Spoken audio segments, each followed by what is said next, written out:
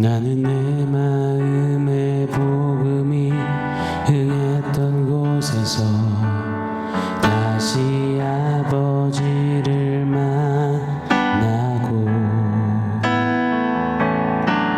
주님 내 마음의 연약한 눈물의 끝에서 또 나를 반겨주시네. 작다 생각했던 주의 부르심 다시 나를 회복해 하시네. 다시 일어나 주를 예배함이 내 모든 기쁨이 되리. 그의 기쁨 되어 삶의 모든 순간을 주께 다 내어드리리. 다시 일어나 주를 예배함이 내 모든 기쁨이 되리. 그의 기쁨 되어 삶의 모든 순간을 주께 다 내어드리리.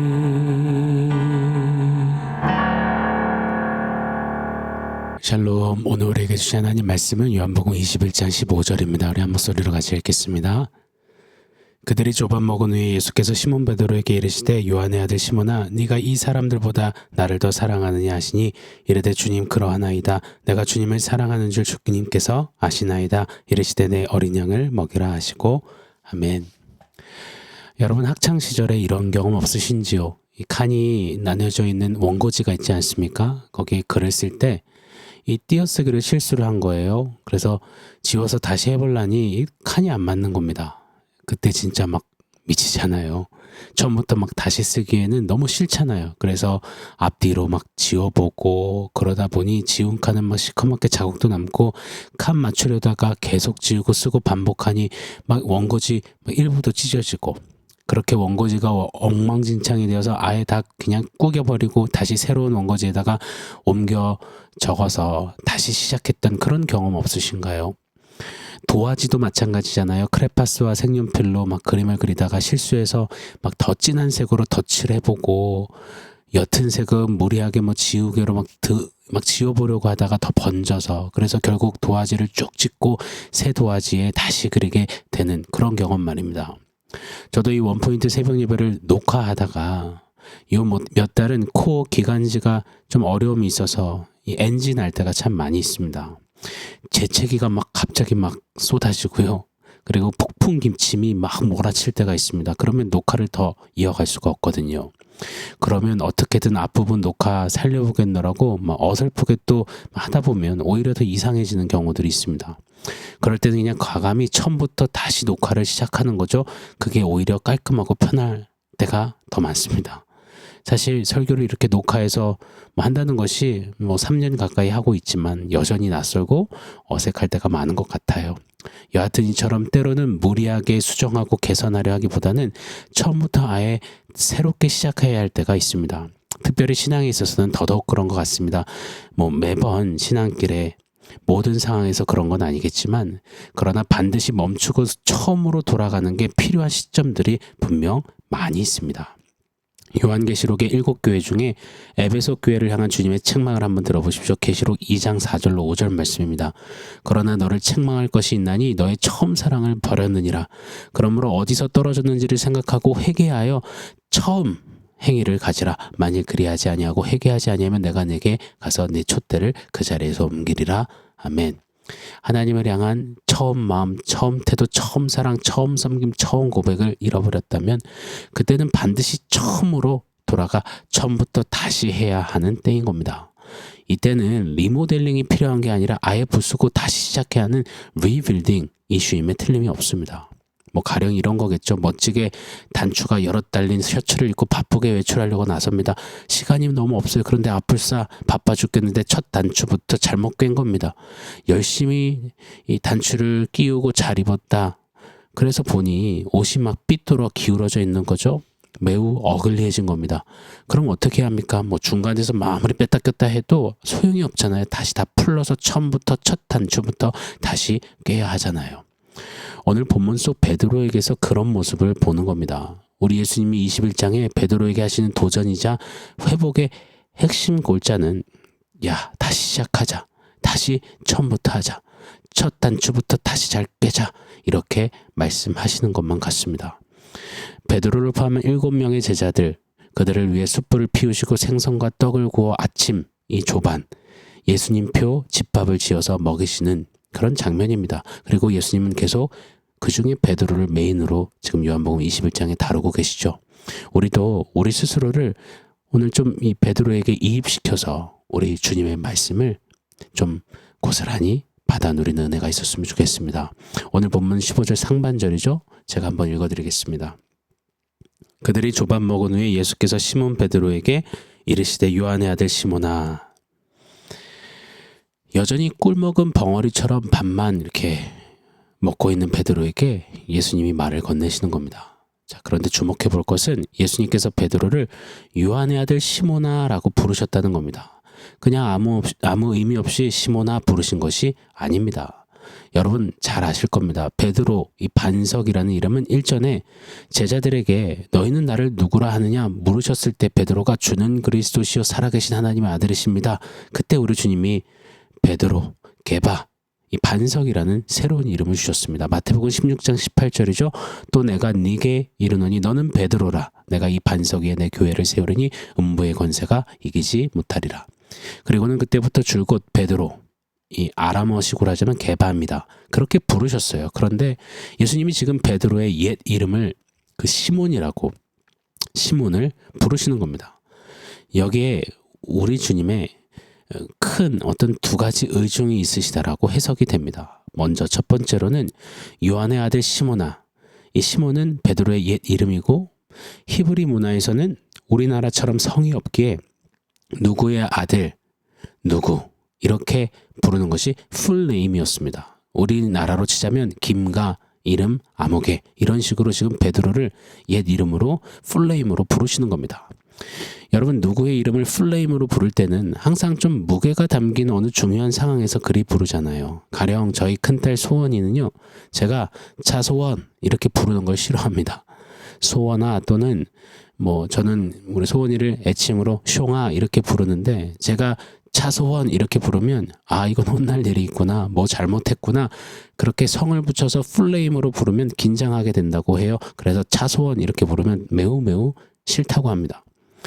요한의 아들 시몬아, 이렇게 우리 주님이 베드로를 부르신 것은 지금부터 우리 주님이 굉장히 무게 있게 무언가 중요한 핵심을 다루시겠다라고 말씀하시겠다라고 하는 신호임에 틀림이 없는 겁니다.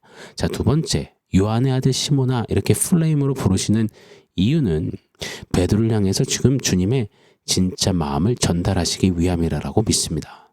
만약 지금 베드로에게 주님이 베드로야, 게바야, 반석아 이리 부르셨으면 아마 베드로 성격상 에이 더는 안 되겠다, 더는 진짜 못하겠다고 뛰쳐나갔을 겁니다. 이 며칠째 말씀 속에 계속 말씀드리잖아요. 베드로의 지금 마음은 예수님이 부활하시고 나서 더 착잡해진 겁니다.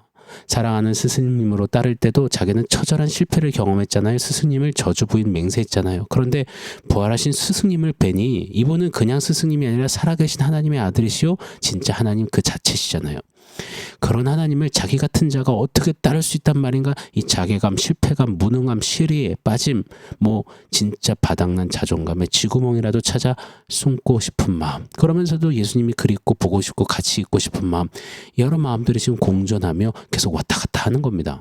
그런 베드로에게 베드로야 반석아 부르셨으면 베드로는 그 즉시 낙다운 됐겠죠. KO 된 채 더 깊은 동굴로 들어갔을지 모릅니다. 베드로를 누구보다 잘 아시는 주님께서는 그래서 시몬아 부르시는 겁니다. 힘 빡 주고 베드로스럽게 베드로답게 반석 스타일로 목소리 높이며 자신감을 막 부리던 베드로 말고 처음 말씀에 의지해서 주님 제가 그물을 던져보겠습니다 했던 그때, 처음 만났을 그때 그 처음 마음으로 다시 시작하자 시몬아 부르시는 겁니다. 요한의 아들 시몬아, 실패하고 좌절한 내 사랑 시몬아, 우리 처음 만났을 때 그때로 다시 서자꾸나. 이 주님의 본심 마음이 묻어나는 겁니다. 여러분, 이것은 그냥 억측, 추측이 아닙니다. 예수님의 다음 말씀을 보면 알 수 있습니다. 오늘 15절 중반이죠. 요한의 아들 시몬아, 네가 다른 이 사람들보다 나를 더 사랑하느냐 하시니. 요한의 아들아 시몬아 하시며 주님은 네가 이 사람들보다 나를 더 사랑하느냐 물어보십니다. 그것도 16절, 17절까지 연거푸 똑같은 질문을 3번을 물어보십니다. 우리 주님이 왜 그러셨을까요? 집요하셔서요? 아니요.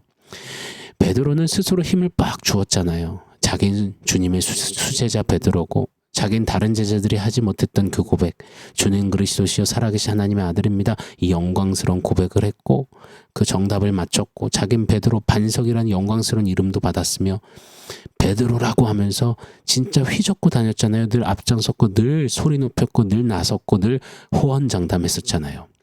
자, 마태복음 26장 33절에서 35절입니다.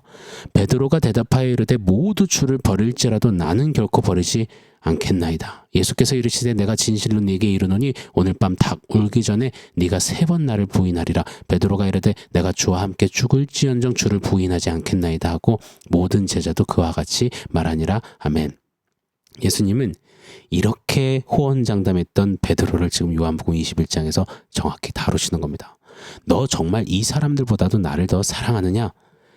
베드로, 네가 주체가 되어서 네가 힘주어서 네가 하겠다고 했을 때 다 버려도 너는 안 버리겠다고 했을 그때 너 어떻게 됐어? 너 정말 이 사람들 중에서 네가 나를 가장 사랑하느냐? 스스로 힘주어 자행하다가 닭 울기 전에 3번 예수님을 부인한 베드로에게 똑같이 3번을 연거푸 물으시는 겁니다. 다 버려도 저는 주님 안 버려요. 힘주어 소리 높였던 베드로는요, 이제 이 주님의 질문에 힘이 쫙 빠졌습니다. 15절 하반절이죠. 이르되 주님 그러하나이다. 내가 주님을 사랑하는 줄 주님께서 아시나이다. 자, 이 대답의 뜻은 뭡니까? 주님을 사랑하는 진짜 마음, 그것은 사실이지만 저는 이제 힘주어 말할 수가 없습니다. 제게는 그런 힘이 없습니다. 자신이 없습니다. 자기 마음의 확신을 주님께 의탁하는 겁니다. 주님 사랑하는 것조차도 내 힘으로 되는 게 아니네요, 주님. 주님이 힘주셔야 할 수 있네요. 내가 주님 사랑하는 줄 주님이 아십니다. 처음 베드로가 말씀에 의지해서 그물을 던집니다 했던, 내 힘으로는 고기 한 마리 못 잡고 아무것도 못했지만 주님 말씀을 힘삼아 할 수 있습니다, 하겠습니다 했던 그 처음 시몬, 그때로 다시 돌아가게 하시는 우리 예수님이십니다. 사랑하는 여러분, 신앙에는 처음부터 다시 해야 할 때가 분명히 있습니다. 어설프게 지우개로 지우지 말고, 어설프게 이 벽지만 바꾼 채 리모델링 하지 말고 리빌딩을 해야 할 때, 새 도화지를 펴야 할 때, 새 원고지를 꺼내들어야 할 때가 있단 말입니다. 언제요? 베드로처럼 어느새 내 힘으로 하고 있을 때요. 어느새 비행기 타고 나 반석이야 하고 올라가 있을 때요. 자기 힘으로 신앙의 어떤 연륜으로 풍월로 호언장담이 나올 때요. 어느새 근자감, 쓸데없는 자신감이 넘칠 때, 어느새 하나님보다 내 힘을 더 의지하고 확신하고 있을 때요. 어느새 기도도, 말씀을 두려워하며 의지함도, 예배에 내 존재감, 정체성을 거는 그런 것보다도 내 실력, 방법, 경험, 논리, 이성, 개똥, 철학을 의지하고 있을 때요. 그때는 반드시 처음부터 다시 해야 하는 때입니다. 이것을 잊지 않는 베드로에게서 배우는 우리가 되기를 원합니다. 자, 오늘 원포인트 세워보겠습니다. 오늘 원포인트는 리부팅이라고 지어보았습니다. 컴퓨터를 전원을 껐다 켬 없이 며칠을 계속 잠자기 모드, 화면 잠금 모드 이렇게 해서 계속 유지하고 있으면 어느새 이 버벅거릴 때가 있습니다. 막 버튼이 안 먹힐 때도 있어요. 그때는 가차없이 전원을 껐다 켜야 합니다. 휴대폰도 마찬가지예요. 잘 되던 전화가 갑자기 먹통이 되거나 느려질 때는 전원을 껐다 켰다 해야 합니다. 이것을 리부팅 한다고 하죠. 그런데 신기하죠? 리부팅하면 다시 원래의 모습을, 기능을 금세 바로 회복합니다. 오늘 베드로를 뿐만 아니라 제자들을 리부팅 시키시는 우리 예수님이세요. 우리도 분명 베드로처럼 신앙생활의 풍어를 읊고 내가 하나님 되려고 힘을 빡 주고 있을 때, 그때의 영적 버벅거림과 기도, 말씀의 예배의 먹통이 오는 그런 때가 있습니다. 그때 여러분 가차없이 리부팅 하셔야 합니다. 다시 처음부터 다시 해야 합니다. 흰 도화지에 어설프게 팍 지워서 어떤 그림을 그 위에 그려도 지저분한 그런 신앙생활 하지 않기를 원합니다. 리부팅해서 깨끗한 흰 도화지 깨끗이 꺼내들어 주님이 신앙에 이쁘고 깨끗한 그림 마음껏 그리시도록 처음 마음, 처음 사랑, 처음 신앙, 처음 눈물, 처음 찬양, 처음 고백 그 예배로 다시 서는 리부팅하는 저와 여러분 되기를 예수 이름으로 축원합니다. 아멘. 사랑하는 성도 여러분, 오늘 말씀 의지하여서 우리 함께 기도하겠습니다. 하나님, 베드로 같은 모습이 있었다면 다시 리부팅 하겠습니다. 다시 처음부터 돌아가 처음 마음, 처음 사랑, 처음 고백으로 주님 앞에 서겠습니다. 우리 결단하며 기도하겠습니다.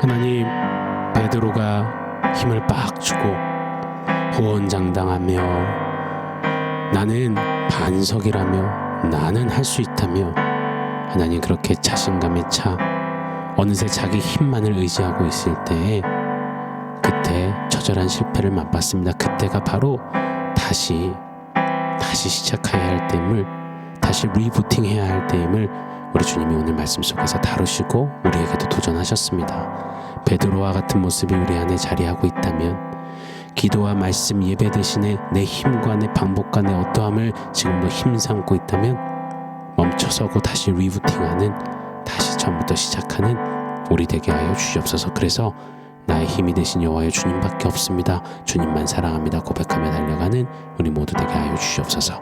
예수님의 이름으로 기도합니다. 아멘.